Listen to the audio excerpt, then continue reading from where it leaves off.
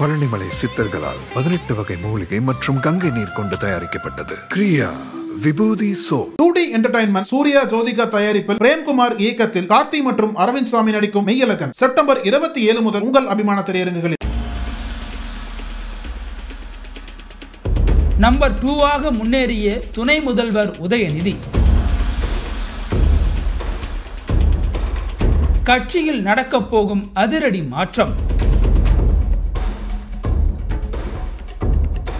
சங்கடத்தில் நெளியும் senior அமைச்சர்கள்.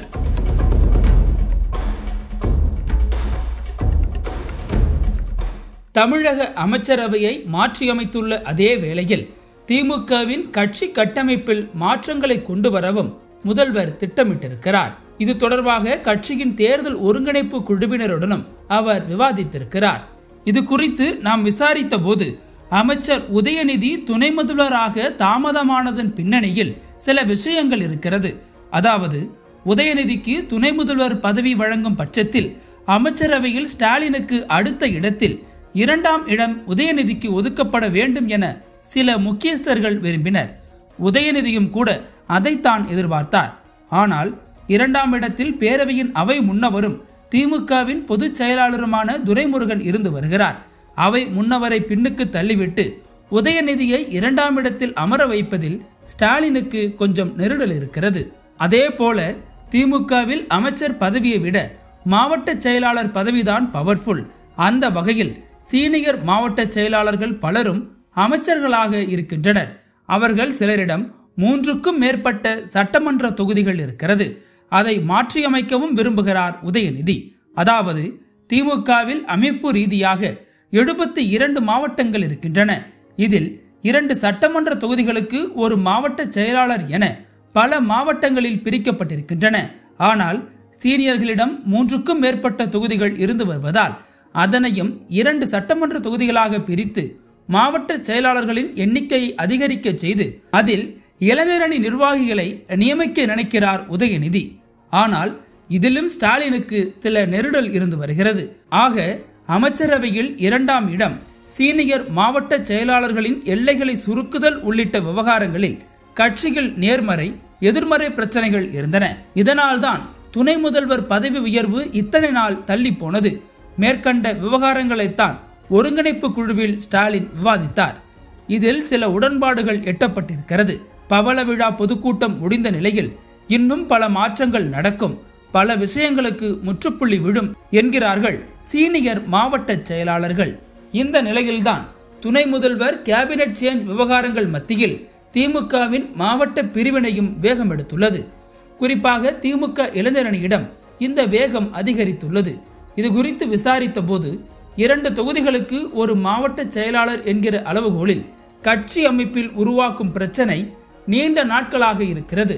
அந்த பிரச்சனைக்கு முற்றுப்புள்ளி வைக்க தலைவர் முடிவெடுத்து விட்டார். அதன்படி மாற்றங்களை விரைவில் எதிர்பார்க்கலாம். இந்த மாற்றங்களில் சென்னை, திருவள்ளூர், காஞ்சிபுரம், கோவை உள்ளிட்ட மாவட்டங்கள் உடனடியாக எல்லை பிரச்சனையை சந்திக்கப் போகின்றன. அதற்கேற்ப ஆலோசனை மேலிடத்தில் நடந்துள்ளது. தற்போது சென்னையில் திமுகவுக்கு 6 மாவட்ட செயலாளர்கள் இருக்கின்றனர். சென்னை தெற்கு மாவட்ட செயலாளராக அமைச்சர் மா சுப்பிரமணியன், சென்னை கிழக்கு மாவட்ட செயலாளராக சேகர் பாபு இருக்கிறார்கள். இவர்களில் மா சுப்பிரமணியனிடம் 5 சட்டமன்ற தொகுதிகளும் சேகர் பாபுவிடம் 6 சட்டமன்ற தொகுதிகளும் இருக்கின்றன. அதனை 2 பிரித்து புதியவர்களுக்கு, இளைஞர்களுக்கு வாய்ப்பளிக்க தலைவர் தீர்மானித்துள்ளார். சில மாவட்ட எல்லைக்கு இடையில் மற்றொரு மாவட்ட எல்லையும் வருவதால் ஏற்படும் குழப்பத்தை தவிர்த்து ஒழுங்குபடுத்தவும் நினைக்கிறார் தலைவர் ஸ்டாலின். இத்தகைய பின்னணியில் மாவட்ட பிரிவினை நடக்கும் போது உதயநிதி கைகாட்டும் நபர்களே அந்த புதிய மாவட்ட செயலாளர்களாக நியமிக்கப்படவிருக்கிறார்கள். அதே போல ஆர்டி சேகர் மாவட்ட செயலாளராக உள்ள சென்னை வடக்கிலும் மாற்றம் கொண்டு வரவும் ஆலோசிக்கப்பட்டுள்ளது.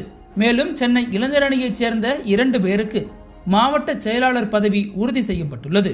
சென்னையில் நடக்கும் மாற்றங்களில் உதயநிதியின் ஆதரவாளர்களே கோலோச்சுவார்கள் என்றாலும் தங்களின் ஆதரவாளர்களுக்கு வாய்ப்பு கிடைக்கும் வகையில் அமைச்சர்கள் முயன்று வருகிறார்கள். இதே போலத்தான் திமுகவின் மற்ற மாவட்டங்களும் பிரிவினையை சந்திக்கவிருக்கிறது என சுட்டிக்காட்டுகிறார்கள். உதயநிதியின் விருப்பத்திற்கேற்ப கட்சி அமைப்பில் மாவட்ட செயலாளர்களின் எண்ணிக்கையை அதிகரிக்க திமுக தலைமை தீர்மானித்திருக்கும் நிலையில் பவள விழா பொதுக்கூட்டம் முடிந்ததும் இதற்கான அறிவிப்பு வரலாம் என சொல்லப்பட்டது. 2026 சட்டமன்ற தேர்தலில் 200க்கும் குறையாத இடங்களில் உதயசூரியனை களத்தில் இறக்க கட்சி தலைமை திட்டமிட்டிருப்பதால் தேர்தலை மையப்படுத்தியே இந்த மாற்றங்கள் நடக்கவிருக்கின்றன என்கிறார்கள் திமுக இளைஞரணியினர். என் நடிப்பை ஜெயலலிதா பாராட்ட மறுத்தார், ஏன் தெரியுமா? நக்கீரன் இதழில் சினிமா கொட்டகை டைரக்டர் ரைட்டர் VC குகநாதன் எழுதி வரும் புதிய தொடர் வாங்கி படியுங்கள் உங்கள் நக்கீரன். நக்கீரன் டிவிக்கு சப்ஸ்கிரைப் செய்யுங்கள். உங்கள் ஆதரவே எங்கள் பலம். ஆசிரியர்களுக்கு நண்பனாகவும் மாணவர்களுக்கு ஆசானாகவும் திகழும் தேர்வு வழிகாட்டி.